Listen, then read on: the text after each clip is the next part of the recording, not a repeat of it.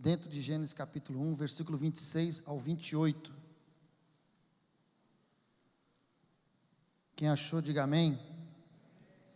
Aleluia. Diz assim: também disse Deus: façamos o homem à nossa imagem, conforme a nossa semelhança. Tenha ele domínio sobre os peixes do mar, sobre as aves do céu, sobre os animais domésticos, sobre toda a terra e sobre todos os répteis que rastejam pela terra. Criou Deus, pois, o homem à sua imagem, a imagem de Deus o criou, homem e mulher os criou. E Deus os abençoou e lhes disse: sede fecundos, multiplicai-vos, enchei a terra e sujeitai-a, dominai sobre os peixes do mar, sobre as aves do céu e sobre todo animal que rasteja pela terra. Amém? Agora eu queria que você abrisse sua Bíblia, João capítulo 5, Evangelho de João. Deixa marcado aí, Gênesis capítulo 1, que o versículo 28, nós vamos usar os tópicos desse, para poder dar prosseguimento na mensagem. Mas abra sua Bíblia agora em João capítulo 5. No versículo 1 em diante, fala sobre o tanque de Betesda, que significa casa de misericórdia. Passadas essas coisas, havia uma festa dos judeus e subiu Jesus para Jerusalém. Ora, existe ali junto à porta das ovelhas um tanque chamado em hebraico Betesda, o qual tem 5 pavilhões. Nesse jazia uma multidão de enfermos, cegos, coxos, paralíticos, esperando que se movesse a água. Porquanto o anjo descia em certo tempo, agitando-a, e o primeiro que entrava no tanque, uma vez agitada a água, sarava de qualquer doença que tivesse. Estava ali um homem enfermo, havia 38 anos. Versículo 6. Jesus, vendo-o deitado e sabendo que estava assim há muito tempo, perguntou-lhe, 2 pontos: queres ser curado? Respondeu-lhe o enfermo: Senhor, não tenho ninguém que me ponha no tanque quando a água é agitada, pois enquanto eu vou, desce outro antes de mim. Então lhe disse Jesus: levanta-te, toma a tua cama, o teu leito e anda. Amém? Imediatamente o homem se viu curado e, tomando a sua cama, o seu leito, pôs-se a andar, e aquele dia era sábado. Amém? Até aqui, vamos orar ao Senhor. Se você puder fechar os seus olhos. Pai, estamos na tua casa, na tua presença, Pai. Sabemos que a tua presença é real neste lugar, Senhor. Mas eu peço a ti, Senhor, nessa noite, que o Senhor me dê a sua graça, Pai, para que eu possa ministrar a tua palavra. Preciso da tua graça, Pai, em nome de Jesus, Senhor, para falar aquilo que realmente está no teu coração, não aquilo que está, Senhor, na minha mente, na minha alma, não aquilo que me aflige, mas aquilo que realmente venha a ser impactante, venha trazer revelação, venha trazer uma direção, um propósito para a tua igreja, Pai. Em nome de Jesus eu te peço, repreendo todo mal, todo roubador da semente, da palavra, eu repreendo nesse momento em nome de Jesus, todo espírito de distração, toda distração, Senhor, nesse momento cai por terra, que nós possamos estar atentos, ligados no trono, na tua presença, em nome de Jesus, amém? Versículo 6 do capítulo 5, no final diz assim: queres ser curado? Jesus pergunta isso para aquele homem, parece ser uma pergunta redundante, uma pergunta sem significado, sem sentido, para uma pessoa que estava enferma, como a Bíblia diz, há 38 anos, paralítico, querido. Aí Jesus vem e fala uma coisa dessa e faz uma pergunta dessa para o camarada: você quer ser curado? Parece que não tem lógica a pergunta que Jesus faz. Não era óbvio que aquele homem queria ser curado? Não é verdade, irmão? Pode falar, vamos interagir. Não era verdade? Será que ele não queria ser curado, igreja? 38 anos doente, querido. Aí Jesus vem e fala: queres ser curado? Porque na realidade Jesus sabia que aquele homem não tinha um problema somente físico, mas aquele homem tinha um problema mental, já psicológico, algo que na sua psique, na sua alma. Imagine só, querido, tanto tempo ali esperando, e quando a água se agitava, não sabe-se em quanto tempo aquela água se agitava, e aí aquelas pessoas entravam na frente dele, o camarada na fila esperando, querido. Quem foi na fila do banco sabe como é que é, né? Aquela fila gigante, você fica esperando e nunca chega a tua vez, né? Você está com pressa, você está correndo.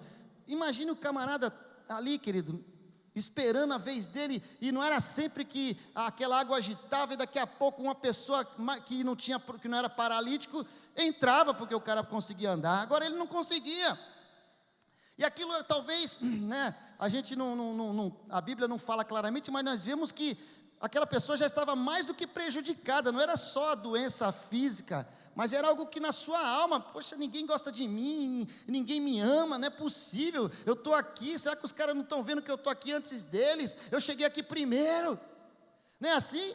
A gente às vezes tem esse negocinho também dentro da igreja, né? Aleluia, o pastor não me vê, o pastor não está me olhando, eu estou com o pastor desde o começo, desde a fundação, né? Doenças da mente, da alma, e a gente muitas vezes, o lado físico, a gente vai lá, toma uma cibalena, né? Toma um Tilenol, né? Cibalena não tem mais, né? Só na minha época, né, gente? Os jovens, ninguém entendeu o que eu falei aqui, falei grego aqui. Cibalena, não é na época de vocês não, né? Nem tem mais. Hoje é ibuprofeno, né? Essas coisas mais modernas. Mas você toma um remédio, a doença patológica, tudo bem, mas e a mente, querido? E a alma, como é que fica? Nós precisamos de um tratamento nessa área também.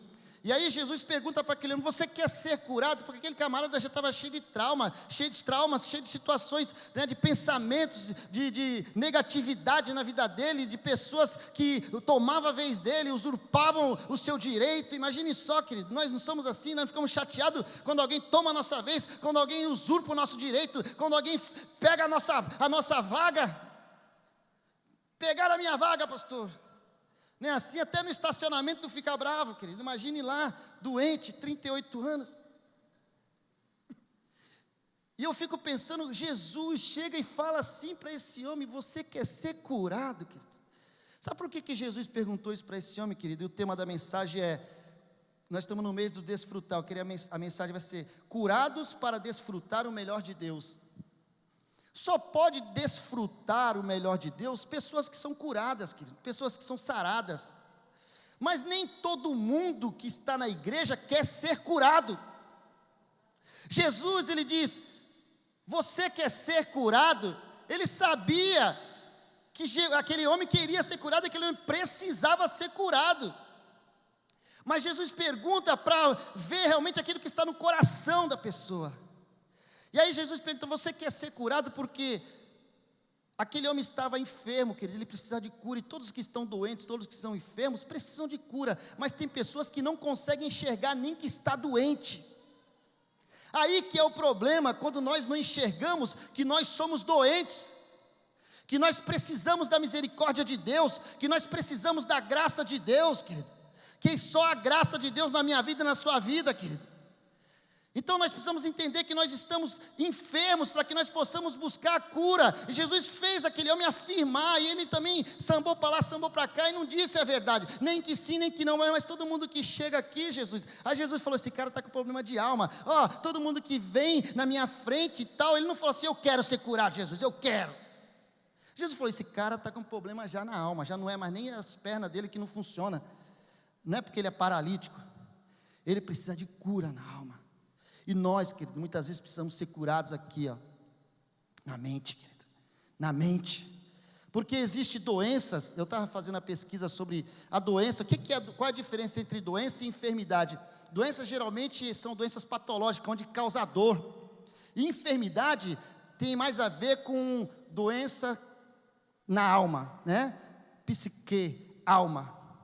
E esse homem, a Bíblia fala que ele estava enfermo há 38 anos. Então ele já não era mais um doente que sentia a dor, ele já era uma pessoa enferma que sentia uma dor na sua alma, querido. E a dor na alma é a pior que existe, querido.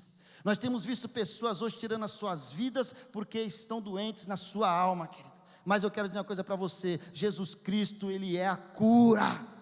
Amém? Ele é a cura. Ele é a cura. Se nós lemos lá em Gênesis capítulo 1, versículo 26 ao 28, quando Deus criou o homem, o que ele criou? Ele criou a sua imagem, Ele criou a sua semelhança, Ele criou para que nós pudéssemos ser perfeitos como Ele é. Mas aí o Satanás entrou no meio da história, né? Convenceu ali a mulher convenceu o homem, eles fizeram algo que não deveria fazer, perderam na sua plenitude. Porque o homem era a imagem, a semelhança de Deus, então eles perderam a sua plenitude, através dessa situação que ocasionou o quê? Que o pecado entrou no mundo. Então hoje nós estávamos o quê? Perdidos, sem uma direção. Aí Deus fez o quê? Todo o seu plano de salvação, para que Ele pudesse restaurar o homem ao seu estado original, queridos. Quando Jesus veio ao mundo e morreu e padeceu por nós, e ali levou sobre si todos os nossos pecados, todas as nossas dores, todas as nossas enfermidades, Ele estava vindo para restaurar o estado original do homem, queridos, porque o homem recebeu o pecado original quando Adão ali e Eva pecaram, queridos. E todos nós, quando nascemos, como fala Salmo 51, Davi falando, em pecado eu fui gerado. O homem já nasce com o pecado original, queridos. Mas Jesus Cristo, Ele veio para que onde abundou o pecado, superabundasse a graça de Deus, querido. Nós estamos debaixo dessa graça, porque onde abundou o pecado, vai superabundar a graça de Deus, querido, na minha vida e na sua vida. Aleluia. Mas nós precisamos entender que nós estamos doentes, senão nós não seremos curados, senão nós não podemos receber cura. Êxodo 15, 26 fala que o Senhor, Ele é o Jeová Rafa, o Deus que sara, Ele é poderoso para sarar, queridos. Então nós temos que acreditar nisso. Mas muitas vezes nós não entendemos e nós não cremos que nós podemos ser curados. E aí a gente não pode ser e ter a plenitude de Deus se nós não formos pessoas saradas, querido. Deus falou, vocês são a minha imagem, a minha semelhança.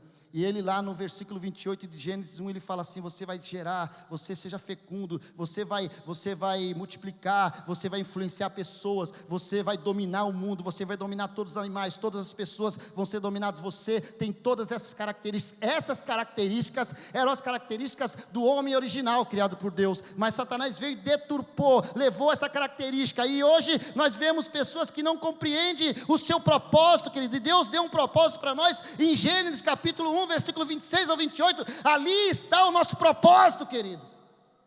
Ali está o seu propósito. Se você veio aqui e falar, pastor, eu não sei o que eu estou fazendo na igreja, eu não entendo nada, eu não tenho propósito, entenda, o seu propósito está ali. Você precisa pôr aquilo em prática, aplicar aquilo que Deus tem falado, queridos, porque Jesus continua curando. Ele cura doenças, Ele cura enfermidades, mas nós precisamos querer e desejarmos ser curados por Ele, querido. Mateus 4:23 fala que Jesus, Ele andava por toda a Galileia, curando todas as doenças e todas as enfermidades, querido. E Jesus anda percorrendo aqui a cidade de Cubatão, Jesus ainda continua percorrendo a nossa nação, Jesus ainda continua percorrendo esse mundo, curando todas as doenças e todas as enfermidades, querido. Ele continua curando. O profeta Isaías falou no capítulo 61, no versículo 1, que ele, ali falando de Jesus, que Ele foi ungido para pregoar o ano aceitável do Senhor, a restaurar a vista aos cegos, a pôr em liberdade aqueles que estão presos, a curar os feridos, tal. Aí quando chega em Lucas capítulo 4, versículo 18, Jesus vai na sinagoga justamente em Nazaré, que era o lugar onde Jesus tinha nascido, onde as pessoas conheciam Jesus desde pequenininho, o filho de José, o carpinteiro.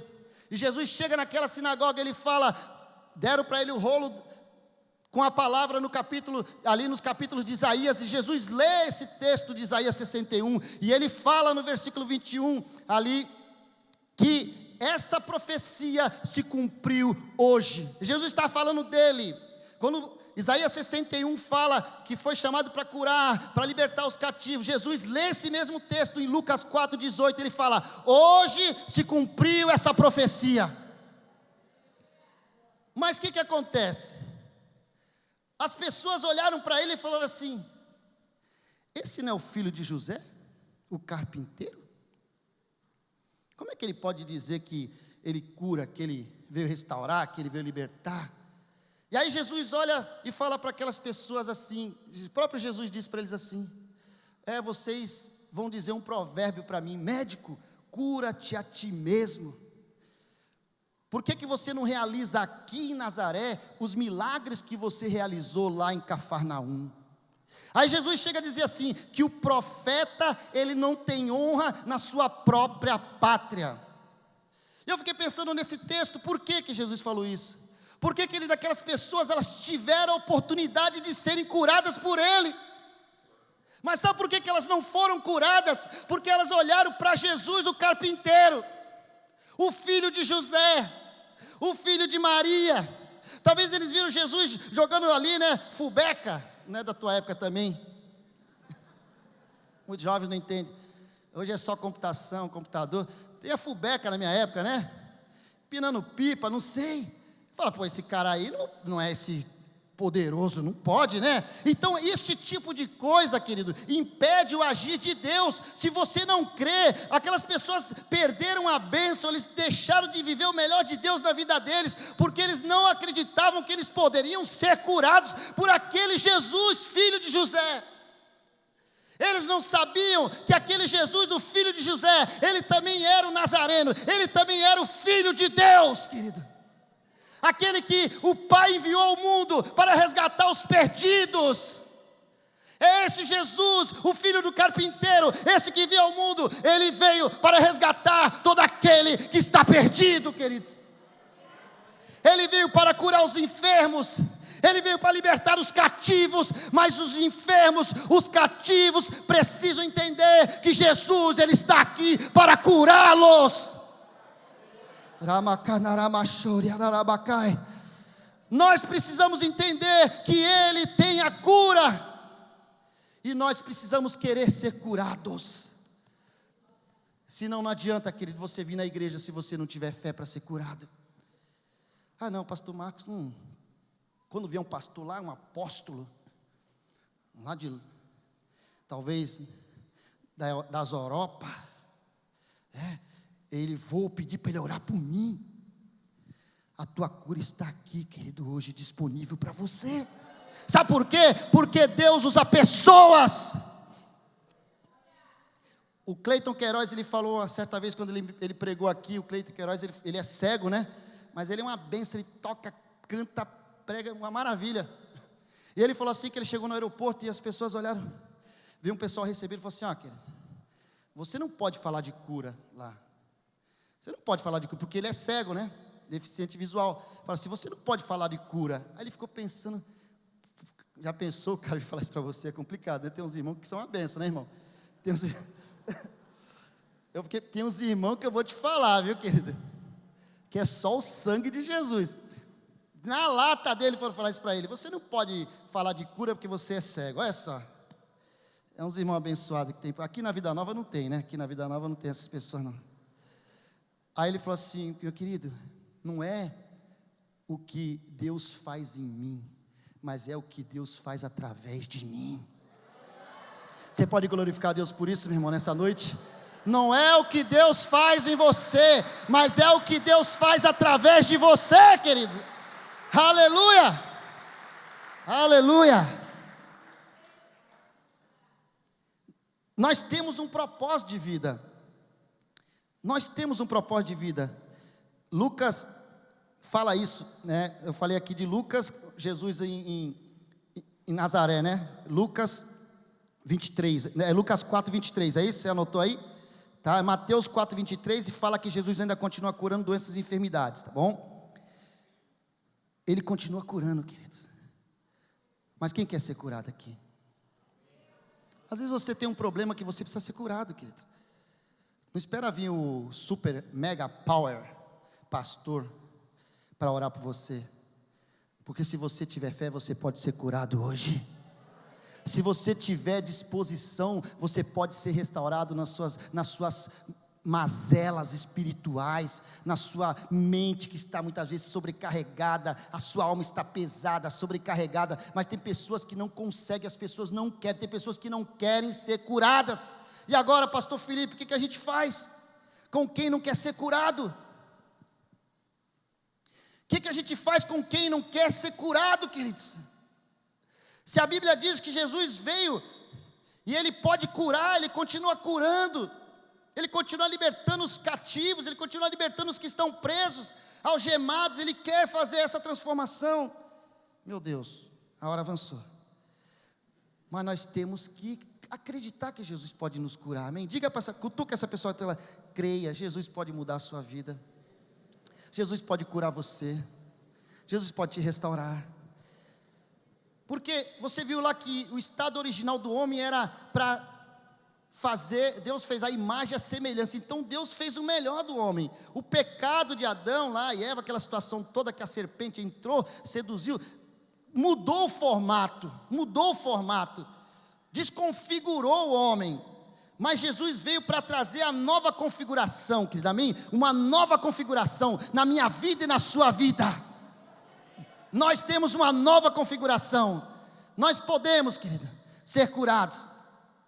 2 Crônicas 7,14 fala isso: se o meu povo que se chama pelo meu nome orar, se humilhar, me buscar, se arrepender dos seus pecados, Ele fala que Ele vai ouvir do céu, Ele vai perdoar os pecados e Ele vai sarar a sua terra. Deus quer sarar a nossa terra, Deus quer sarar a nossa cidade, Deus quer sarar o Brasil, Deus quer sarar a sua vida. Mas nós precisamos acreditar que Ele continua agindo, e nós precisamos nos abrir para Ele, nós precisamos nos abrir para o Espírito Santo, nós precisamos deixar o Espírito de Deus trabalhar nas nossas vidas, querido, para que Ele possa curar, para que Ele possa libertar, amém? Nós fomos criados à imagem, à forma de Deus. A semelhança é a capacidade intelectual, moral, capacidade de realização, de estar presente, isso é semelhança. Nós precisamos ser semelhantes a Ele, queridos, porque esse é o propósito original que Deus criou o homem. Deus criou o homem para isso, querido, para ser o seu representante aqui na terra. Então não há ninguém nesse mundo que não tenha um propósito. Se você ler Gênesis capítulo 1, do 26 ao 28, você vai entender o seu propósito aqui na terra, amém, querido? E nós vamos entrar nesse propósito agora. Salmo 8,5 diz que fizeste o homem um pouco menor do que os anjos, e deste-lhe domínio sobre as obras da sua mão. Então o homem, ele é a coroa da criação, querido. O ser humano é a coroa da criação, nós somos a coroa, a excelência da criação. Não estou pregando o humanismo, né, que fala que o homem é o centro das atenções. O humanismo prega que o homem não precisa de Deus, porque o homem ele resolve tudo. Não é isso. Nós somos a excelência da criação de Deus, mas nós somos totalmente dependentes do amor, da graça, da misericórdia de Deus, querido. Nós não somos livres para fazer o que a gente quer. Nós somos livres para adorar, querido, amém? Nós somos livres para adorar. Você é livre. Quem é livre para adorar aqui? Adora o Senhor então nessa noite. Nós somos livres para adorar, querido, mas nós temos um propósito de vida, e nada pode roubar esse propósito de vida na minha vida e na sua vida. Nós temos que, porque nós fomos feitos um pouco menor que os anjos. Imagine isso, querido, que loucura, né? Olha só a importância que nós temos. E o diabo tem roubado isso de muitas pessoas têm se matado, tirado da sua própria vida, têm cometido loucuras, porque acha que Deus não se importa. Mas o estado original, Deus se importa com você sim, querido. Deus se importa conosco sim, Ele nos fez perfeitos. O pecado entrou no mundo e desconfigurou, mas Jesus está configurando. Ele configurou a minha vida, Ele configurou a sua vida. Aqueles que se rendem a Ele estão recebendo uma configuração nova, vestes novas, roupas novas, sapatos novos, anel no dedo. É isso que Jesus tem feito todo o tempo na sua igreja. Ele continua salvando e libertando pessoas, querido. Ele continua curando os enfermos, de corpo, de alma, Ele continua curando. Mas nós precisamos ser curados. Eu quero ser, diga assim: eu quero ser curado, Jesus. Eu quero. Porque se nós não quisermos, querido, Jesus não vai invadir e não vai curar você. O diabo, ele toma posse das pessoas. Satanás, ele toma posse das pessoas. Volta lá em Gênesis capítulo 1. O versículo 28 diz que Deus os abençoou e lhes disse: sede fecundos. Primeira coisa, sede fecundos.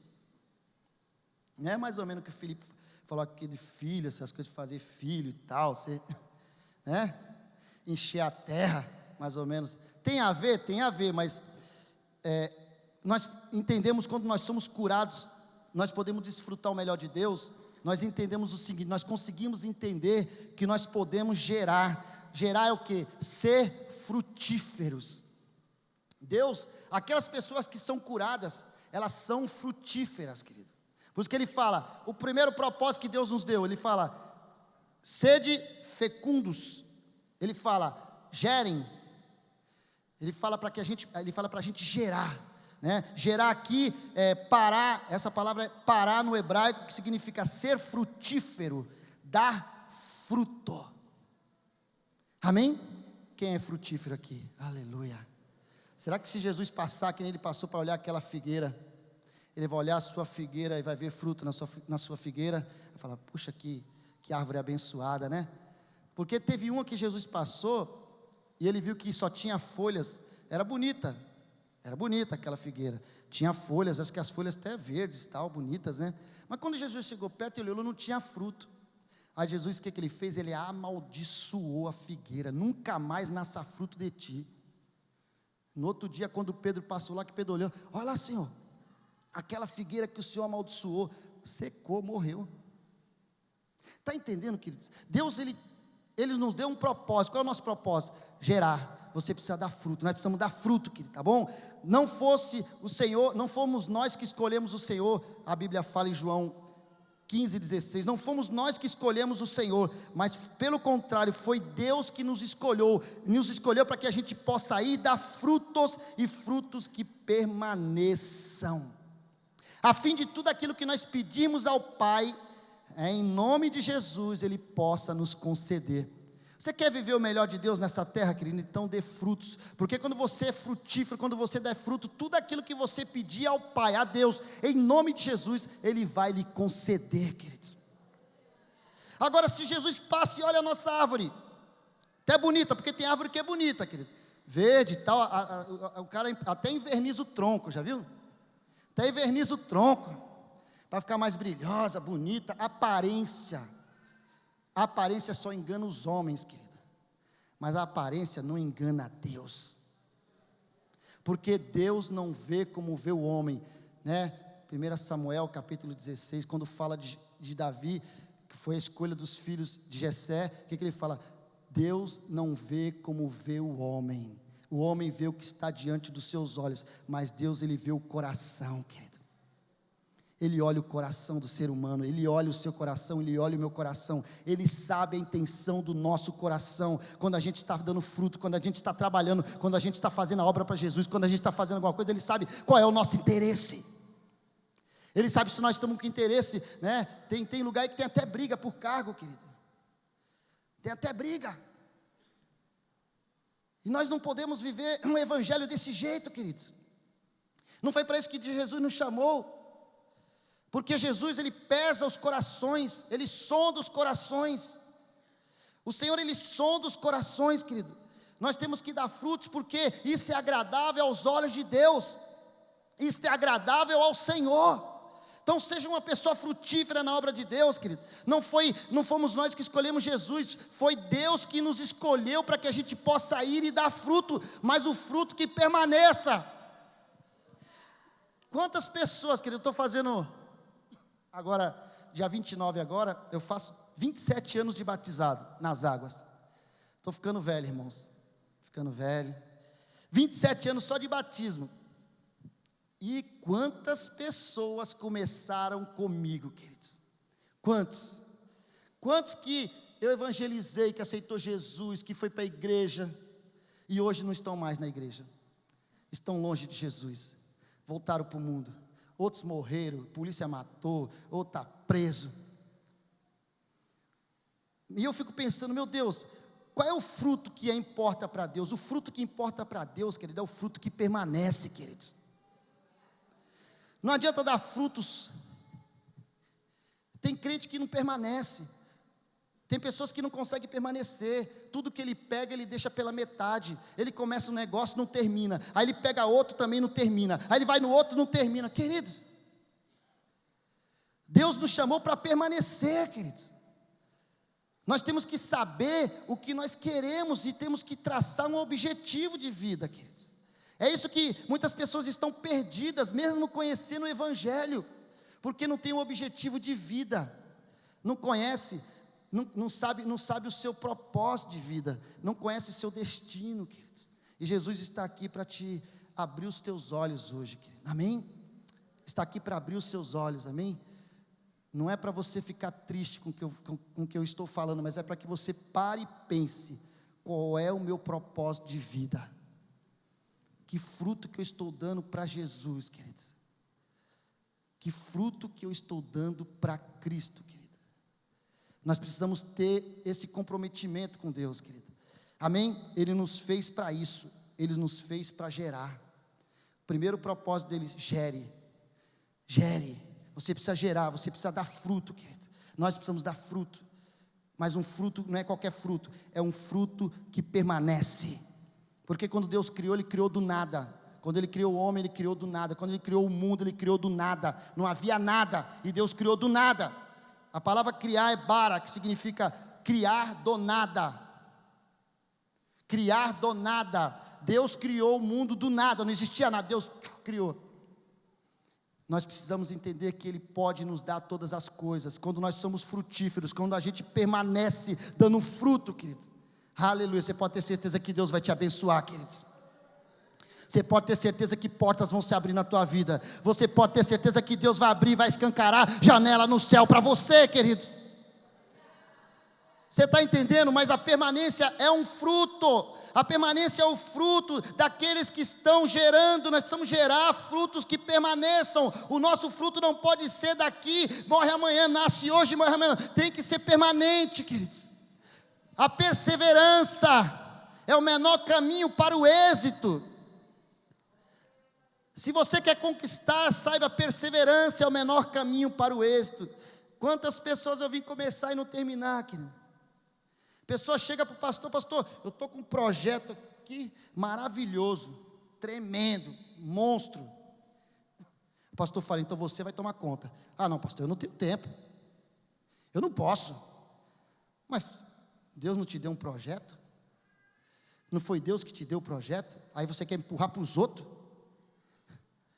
Ah, porque eu não tenho tempo. Pessoas que não permanecem, tem muitas pessoas dentro da igreja que são muito cheias de ideias, elas têm muitas ideias, mas elas não conseguem pôr nada em prática. Querido, isso para Deus não serve. É melhor você ter poucas ideias e fazer mais. Amém? Dar mais frutos. Amém? É muito mais importante nós darmos fruto. O nosso fruto, ele não pode ser sobe e desce, sobe e desce, sobe e desce. Ele tem que ser permanente. Nós temos que permanecer naquilo que Deus colocou na nossa mão, querido. Amém? Tem que ficar firme, querido. Ser frutífero, tá bom? Seja frutífero. Seja frutífero também. Quando nós somos curados, somos sarados, nós também, no versículo 28 fala assim, ó: sede fecundos e diz multiplicai-vos. Multiplicai-vos aqui tem a ver com rabá no hebraico, que significa ser grande ou tornar-se grande. Isso é multiplicar. O que é a multiplicação? Você pega um, mais um, né? Você vai somando, vai multiplicando, multiplicando, vai crescendo. Há um crescimento na multiplicação. E eu vejo que isso é o que? É influência, queridos. É influência. É influência. Tem pessoas que pegam as coisas para fazer e elas não crescem. Tudo que você coloca na mão de certas pessoas não vai para frente. Já reparou isso? Tem pessoas que pegam as coisas, é no trabalho, é na casa, é na igreja, onde for, a pessoa põe a mão, o negócio não anda, queridos. São pessoas que não têm a graça de Deus para isso. Mas elas podem ser curadas, porque são pessoas que muitas vezes estão travadas aqui, ó, na sua psique, na sua mente, elas não conseguem avançar. E aí que ao invés de influenciar, porque no caso aqui, a pessoa que é curada, ela consegue influenciar, queridos. Então nós temos que influenciar para quê? Para crescer. Nós temos que influenciar para o bem, queridos. Nós não podemos ter pessoas que influenciam para o mal. Nós precisamos influenciar o quê? Para o bem, não é verdade? Nós temos que influenciar, nós temos que levar as pessoas até Deus, querido. Nós não temos que levar as pessoas até Satanás, mas nós temos que levar as pessoas até Deus, querido. Esse é o nosso chamado como igreja, esse é o propósito, multiplicai-vos. As pessoas, ele falava de crescer, de crescimento, de avançar. Enquanto nós queremos saquear o inferno, tem pessoas que estão querendo saquear o céu. Já pensou isso, querido? E nós fomos chamados para saquear o inferno. Nós fomos chamados para encher o céu de pessoas, querido. De pregar o evangelho, de levar a palavra verdadeira. Nós não fomos chamados para influenciar pessoas para o mal, para tirar as pessoas da igreja. Nós fomos chamados para levar as pessoas para o céu, queridos. E o céu, ele é tomado à força. Não vai de qualquer jeito, não. Não vai morar no céu de qualquer jeito, não, queridos. O céu, ele é tomado à força. Nós temos que nos guardar, nós temos que vigiar, nós temos que nos privar de muitas coisas. O marido tem que ser marido de uma mulher só, não adianta querer ter 2, 3. Namorado não pode ter sexo antes do casamento. Nós somos modelo de cristão, queridos. Não modelo do mundo. Nós não precisamos ser como o mundo para encher o céu. Nós precisamos ser como Jesus para encher o céu, queridos. O mundo não tem nada para nos dar. Somos nós que temos coisas poderosas, tremendas, grandiosas para dar para o mundo, queridos. O mundo não tem nada para mim. O mundo não tem nada para você. Nós é que temos algo poderoso dentro de nós, que é o Espírito Santo de Deus, querido. Atos capítulo 11, versículo 24, fala sobre Barnabé. Atos capítulo 11, versículo 24, fala da igreja em Antioquia. E a igreja estava em Antioquia, pessoas começaram a se converter. Aí os discípulos lá em Jerusalém ouviram que havia um povo que estava aceitando Jesus em Antioquia, e eles mandaram Barnabé para lá. Aí no versículo 24 do capítulo 11 de Atos diz assim, que Barnabé era um homem bom, cheio do Espírito Santo, cheio de fé, e muita gente se uniu ao Senhor em Antioquia, queridos. Sabe por quê? Por causa do testemunho de Barnabé. Qual era o testemunho de Barnabé? Ele era um homem bom. Ele era um homem bom. Ele era cheio do Espírito Santo. E ele era cheio de fé. Então, se você quer que as pessoas cerquem você, se você quer ser um bom líder, se você quer saquear o inferno, encher o céu, então seja um homem bom, seja uma pessoa cheia do Espírito Santo, seja uma pessoa cheia de fé, queridos. Aleluia. Porque nós somos templo do Espírito Santo de Deus. O Espírito de Deus habita em nós, igreja. Então nós podemos influenciar. Nós temos que influenciar para o bem, queridos.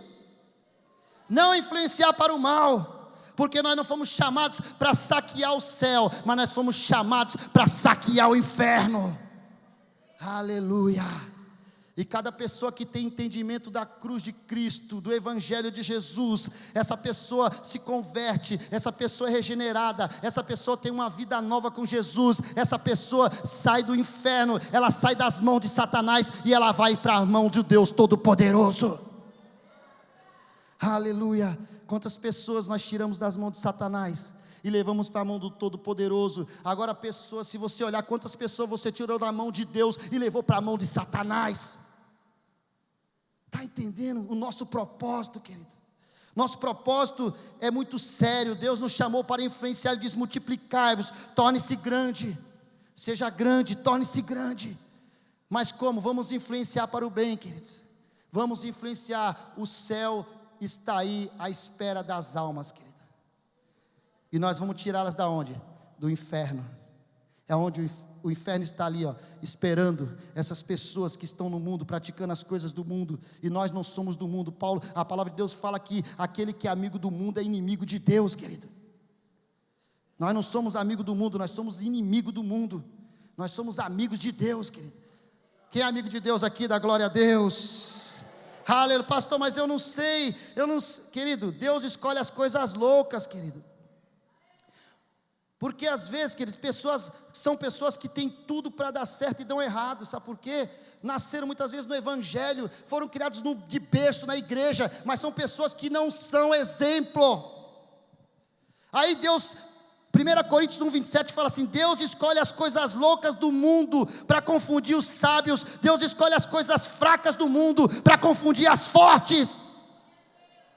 Aí por isso que Deus tem que pegar o bandido lá na rua, a prostituta, o traficante, Ele tem que trazer para cá, Ele tem que transformar, Ele tem que mudar. Ele vai e injeta o sangue de Jesus, Ele purifica, Ele santifica, Ele lava, Ele coloca a roupa nova, Ele dá veste nova. Porque muitas vezes aqueles que estão na igreja não estão cumprindo o seu propósito. Ora candaramassuri andarabacandarabás. E Deus nos chamou para influenciarmos para o bem, queridos. Influencie. Efésios 2:10 diz assim: somos feitura de Deus, criados em Jesus para as boas obras, queridos. Nós somos feitos por Deus para andarmos nas boas obras, querido. Não nas obras infrutuosas das trevas. Porque Jesus nos tirou de lá, querido. Eu já saí do inferno. Eu não quero voltar para lá, querido. Eu não quero voltar para as trevas. Eu usava droga, eu bebia, eu enchia a cara, eu usava droga, fumava maconha, cheirava cocaína, andava armado, assaltava. Eu não quero fazer o que eu fazia lá no mundo. Aquilo para mim morreu, queridos. Aquilo para mim é passado. Eu me tornei uma nova criatura em Cristo Jesus.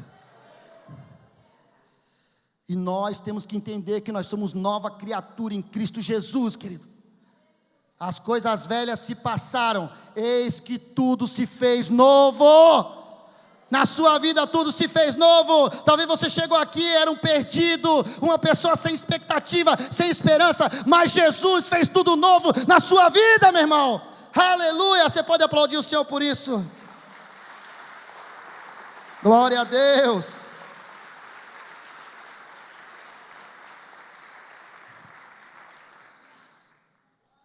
Quem viveu o inferno, querida, sabe valorizar o céu. Quem viveu o inferno sabe valorizar o céu, querida.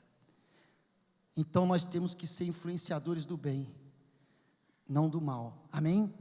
E nós também, ele fala também em versículo 28 de aqui em capítulo 1 de Gênesis: encher a terra, ele fala: sujeitai e dominai.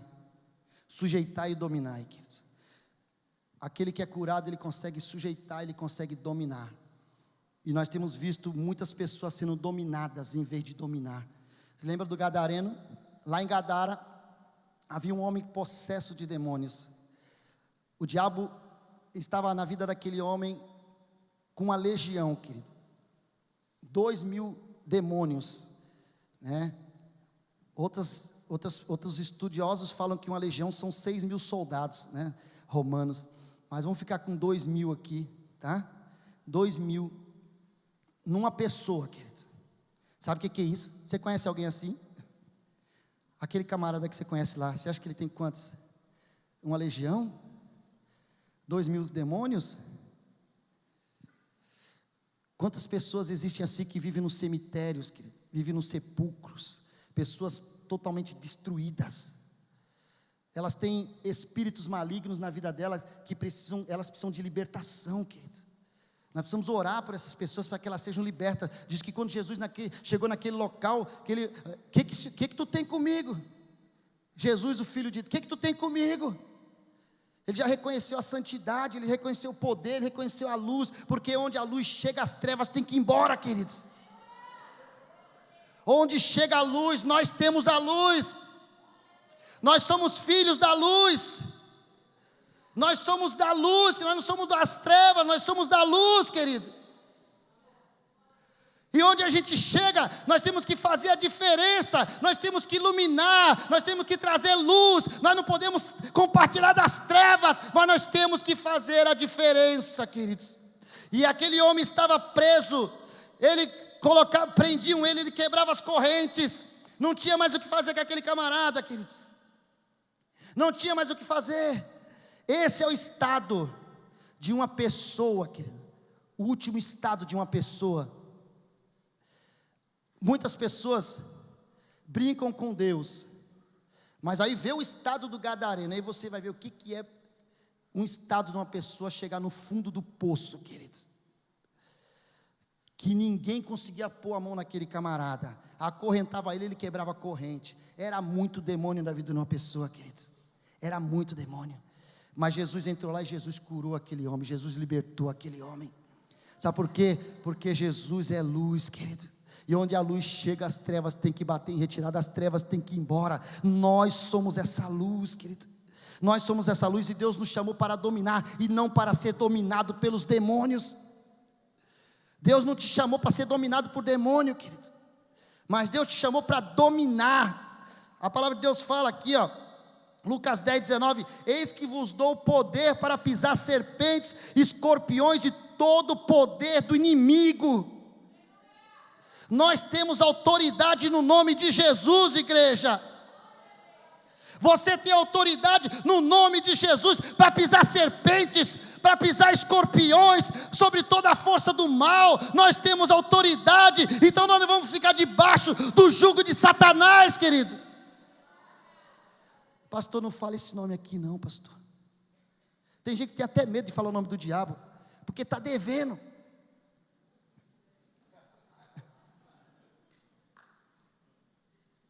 Eu não posso falar. Já pensou se eu falo e ele vem entre mim?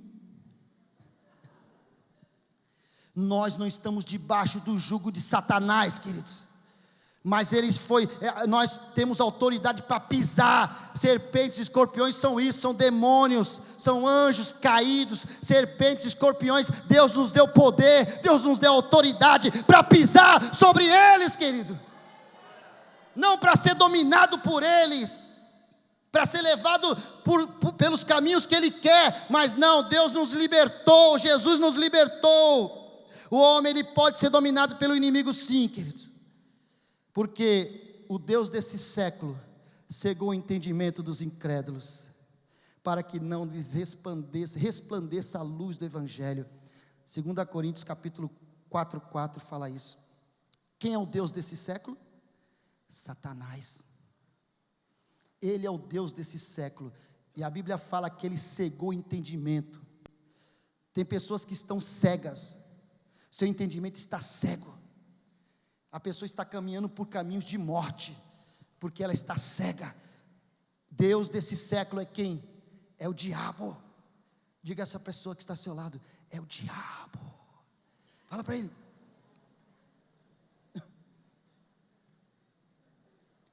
É o diabo. Aí o cara fala, lembra do filme Charlie, né? Charlie.